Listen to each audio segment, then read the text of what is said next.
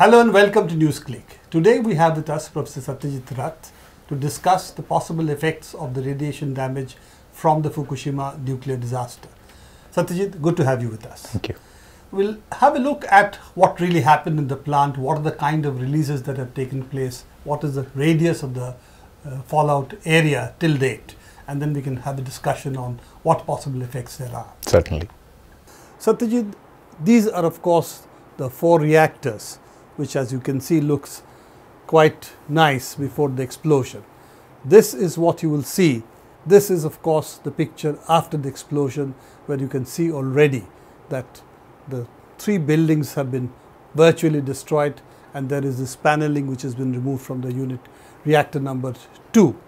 If you look at the releases that are coming out, of course the first release is when the explosion took place. There had already been releases that had taken place inside the building. So when the hydrogen explosion took place in unit number 1 and 3 and the roof blew off, some of the material which came out was really radioactive iodine and cesium. Here you can see what they have been doing after that. Essentially putting water, letting it boil off and let it come out as steam, what is called the feed and bleed method, by which you hold the temperature lower, allowing water to boil off. Obviously, there is a continuous small release that takes place with the steam. The second release that is taking place is they are putting in cooling water now in the system and taking it out and storing it in various temporary storages.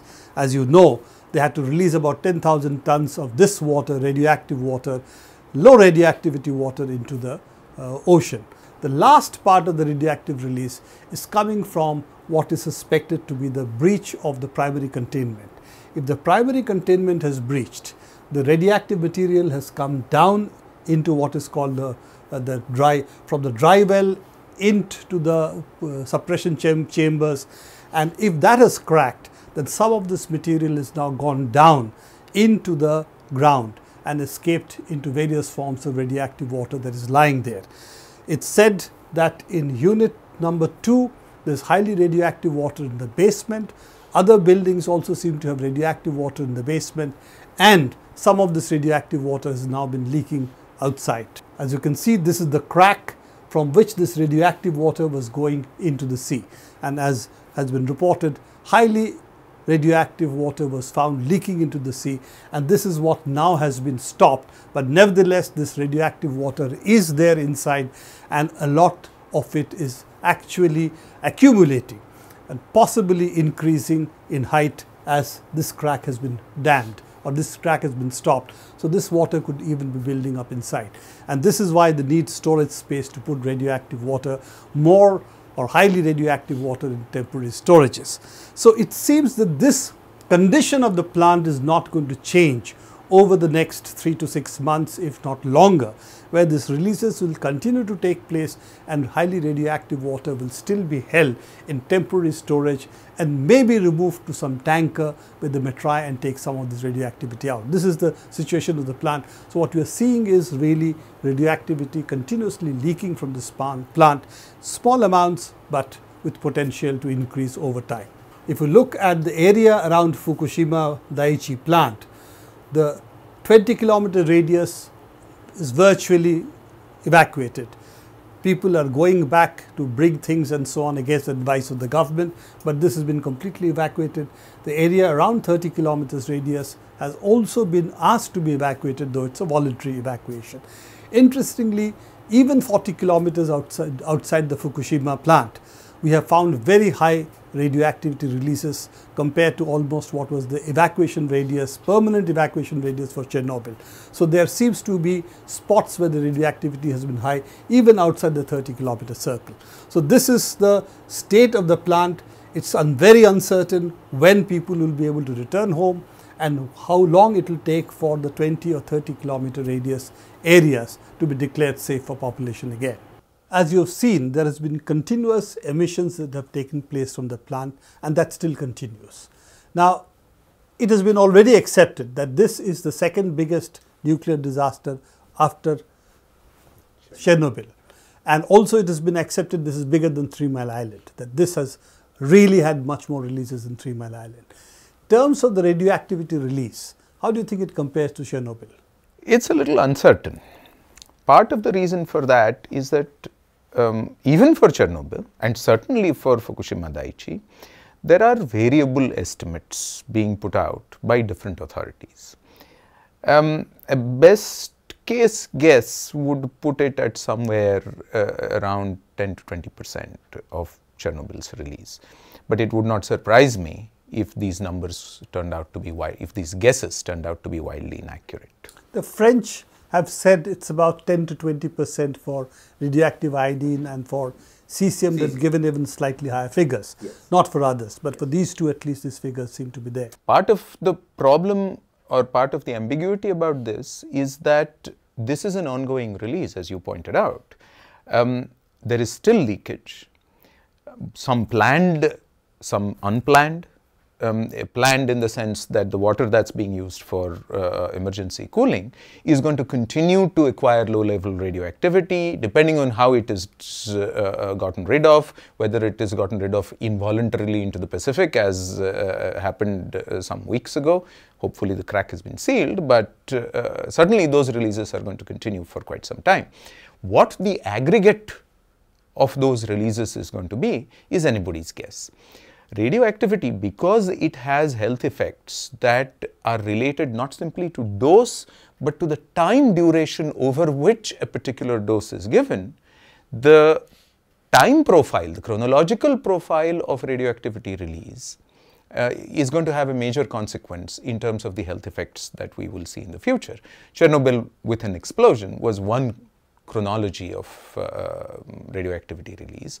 Fukushima Daiichi is clearly going to be a different chronological profile. Does it make a difference, for instance, the same amount of radiation, for instance, is given over a 3-month period than, say, over a 1-year period or a 1-month period? Oh, absolutely. So, think about it this way. At Fukushima, Daiichi have said that they were using workers for cleaning up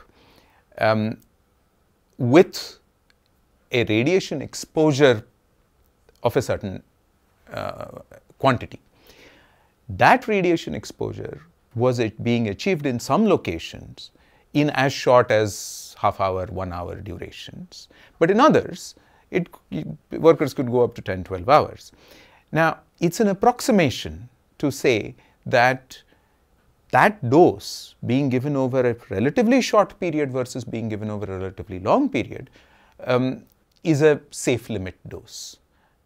It's a major approximation, and radiation biologists would point out that the kind of damage that's caused potentially by these low doses is quite different depending on whether they're distributed versus whether they are over a very short period of time, even worse, depending on whether it's alpha or beta radiation versus if it's gamma radiation. Gamma radiation tends to pass through the body far more easily than alpha and beta radiation does, and there are different consequences of the two. This is not to say that one is safer than the other. This is simply to say that one is different. So, if we really look at it, if there is no further massive release that takes place and there is continuous low-level release that takes place as it seems to be doing right now, that Fukushima Daiichi, this 20-30 kilometer radius from which people have been evacuated, will remain for a long time unsafe for people to go back? Well, certainly it seems to me that the 20 kilometer radius core zone that has currently been defined from which evacuation has been done is going to remain a problem for a very long time.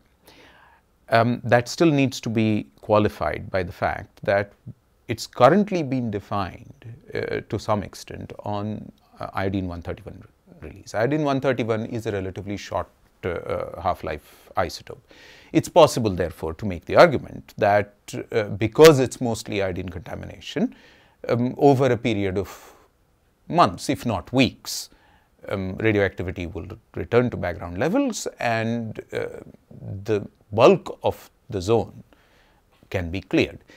Against this must be set two factors. One, the ongoing continuing release of radioactivity from all 4 reactors to variable extents. But secondly, the possibility that cesium, which has a higher, longer half-life than iodine 131 does, and even worse perhaps, longer half-life radioisotopes may eventually be discovered in high enough concentrations to lead to longer and longer term exclusion, waiting for radioactivity to come down.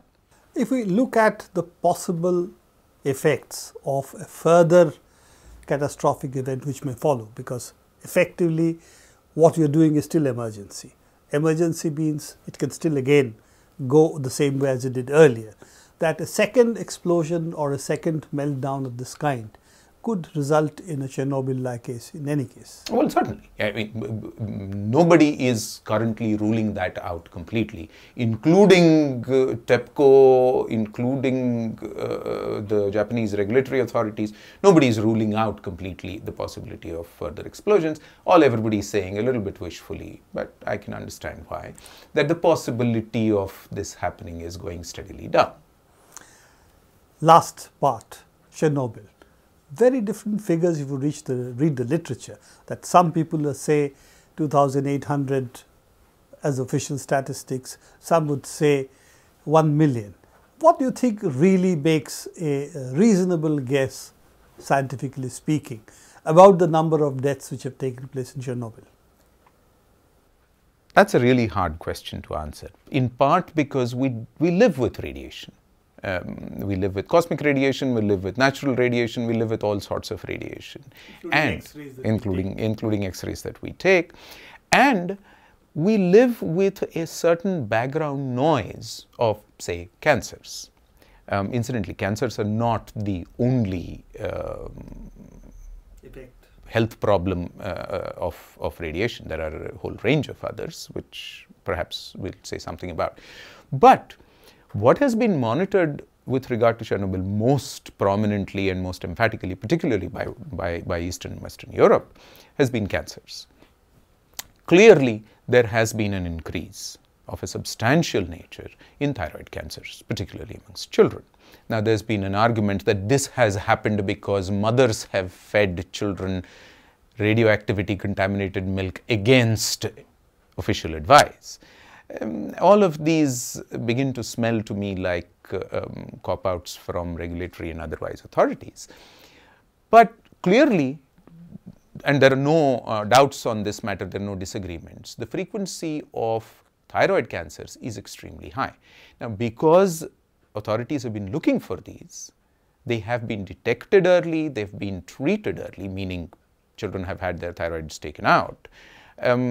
And as a consequence, cancer-related deaths are low.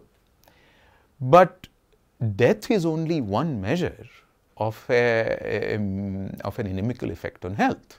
I mean, all the thousands of thyroid cancers that have been detected, are we going to say that that's not a matter of any consequence? All we are going to count is the relatively smaller number of deaths that have occurred.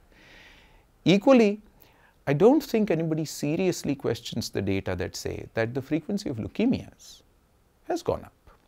Once again, because childhood leukemias are, with drugs and medications, a treatable illness to a significant extent, deaths are going to be relatively fewer. But there is a problem here with focusing on death as the readout for the health effects of these kinds of radiation accidents. How much of what the professionals would call morbidity results, I don't think has been properly quantified.